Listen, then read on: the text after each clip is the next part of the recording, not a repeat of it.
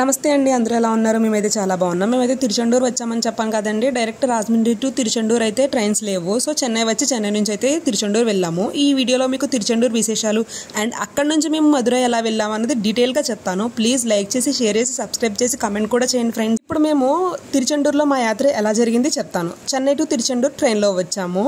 And తిరుచెండూరు to Madurai అయితే చాలా ఈజీగా వెళ్ళొచ్చు. 4 hours జర్నీ. బస్సెస్ అయితే రెగ్యులర్గా అవైలబుల్గా ఉంటాయి. మేము తిరుచెండూరు వచ్చిన తర్వాత ఫస్ట్ రైల్వే స్టేషన్లో అయితే దిగి అక్కడ నుంచి బయటకు అయితే వచ్చాము.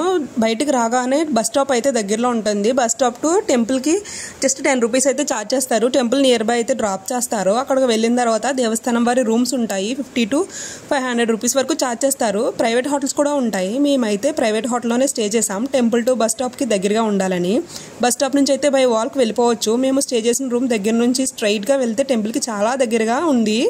టెంపుల్ అండ్ బీచ్ కూడా చాలా అంటే చాలా క్లోజ్గా ఉంటాయి. బీచ్ ఒడ్డున టెంపుల్ అయితే ఉంది. చాలామంది భక్తులు బీచ్లో స్నానం చేసి లేదా కాళ్ళు చేతులు కడుక్కొని దర్శనానికి అయితే వెళ్తున్నారు. ఈ ఆలయాలకి అయితే చాలా పెద్ద విశిష్టత ఉందని విన్నాను. చాలా కథలు కూడా చెప్తారు. కుమారస్వామి రాక్షసుని వధించడానికి వెతుక్కుంటూ వెళ్తూ ఇక్కడ నివసించి శివుడిని అయితే ఆరాధించారంట. ఆరాధిస్తుండగానే మర్రిచెట్టు రూపంలో ఆ రాక్షసుడైతే అక్కడ కొలువై ఉన్నాడని తెలుసుకుని ఆ మర్రిచెట్టును 2 భాగాలుగా చేసి రాక్షసుని అయితే వధించి ఆ తర్వాత భక్తుల కోసమే ఇక్కడే కొలువయ్యారంట. బాలుడు రూపంలో అయితే ఇక్కడ దేవుడు వెలిచారు. అందుకని బాలసుబ్రహ్మణ్య స్వామి అంటారు. ఇక్కడ చాలా ప్రదేశాల నుంచి అయితే భక్తులు వస్తున్నారు. ఇక్కడ టెంపుల్కి అయితే చాలా స్టోరీస్ ఉన్నాయి. సునామీ వచ్చినప్పుడు తమిళనాడు అంతా అల్లకొల్లోలం అయిపోయినా సరే ఈ ఆలయాన్ని అయితే ఇంచు కూడా తాకలేదంట.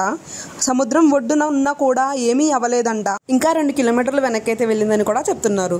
కుదిరితే మీరు కూడా ఒకసారి ఇక్కడికి విచ్చేసి దేవుడిని అయితే దర్శనం చేసుకోండి. మీ కోరికలు ఏమైనా ఉంటే ఖచ్చితంగా నెరవేరుతాయి. ఇక్కడ దేవాలయంలో అన్నదానం కూడా చేస్తున్నారు. మేము దర్శనం చేసుకుని వచ్చిన తర్వాత దేవాలయంలో ఇచ్చిన ప్రసాదం తీసుకుని మాకు మధ్యాహ్నం 2కే మధురై బస్సు. ఇప్పటికే టైం చూస్తే 12:30 అయిపోయింది. ఆలయం లోపల అన్నదానం దగ్గరికి వెళ్ళి భోజనం చేసామంటే బయటకి ఎప్పుడు వస్తామో తెలియదు. చాలా రద్దీగా అయితే ఉంది భక్తులతో. అందుకని చెప్పేసి ఆలయం దగ్గరగా ఉన్న చిన్న రెస్టారెంట్లో అయితే భోజనం చేసాము. ఉదయం అయితే దేవుడి దర్శనం అవగానే ఇక్కడికే వచ్చి టిఫిన్ అయితే చేసాం. టిఫిన్ చేసిన తర్వాత సముద్రం చూడడానికి అయితే వెళ్ళి అప్పుడు మళ్ళీ భోజనం చేయడానికి వచ్చేసరికి 12:30 అయిపోయింది. మేము భోజనం చేసి వెంటనే ఫ్రెష్ అయిపోయి రూమ్కి వెళ్ళి రూమ్ వెకేట్ చేసేసి బస్ స్టాప్కి అయితే స్టార్ట్ అయిపోయాము. బస్ అయితే మాకు ఎగ్జాక్ట్గా 2కి మధురై నుంచి స్టార్ట్ అయిపోయింది. మా రూమ్ నుంచి అయితే ఆటో వాళ్ళు అయితే 20 రూపీస్ ఛార్జ్ చేశారు. నార్మల్గా అయితే నడుచుకుంటూ వెళ్ళిపోవచ్చు. ఎందుకంటే మేము రూమ్ ఆలయానికి బస్ స్టాప్కి మధ్యలో తీసుకున్నాము. జస్ట్ ఒక 10 minutes వాక్. బట్ ఎండ్ ఎక్కువగా ఉండడం వల్ల మేమైతే ఆటో అయితే ప్రిఫర్ చేసాము. ప్రైవేట్ బస్ అయితే ఏసీ అయితే 350 to 400 ఛార్జ్ చేస్తున్నారు. మేము ఏసీ బస్ తీసుకున్నాం, స్లీపర్. మధురైలో ముత్తుతవాణి బస్ స్టాప్ లో అయితే దిగి అక్కడ నుంచి మీనాక్షి అమ్మవారి టెంపుల్ కి దగ్గరగా ఉన్న ప్రైవేట్ హోటల్ అయితే అమ్మవారి దర్శనానికి వెళ్ళి ఇక్కడ అయితే లోకల్లో ఇంకా దగ్గరగా టెంపుల్స్ ఉన్నాయంటే వెళ్ళాం. అమ్మవారి దర్శనం అయితే చాలా బాగా జరిగింది. మేము తిరుచెండూరులోనే స్టే చేద్దాం అనుకున్నాం. బట్ అమ్మవారు తన దగ్గరికే రప్పించుకున్నారు.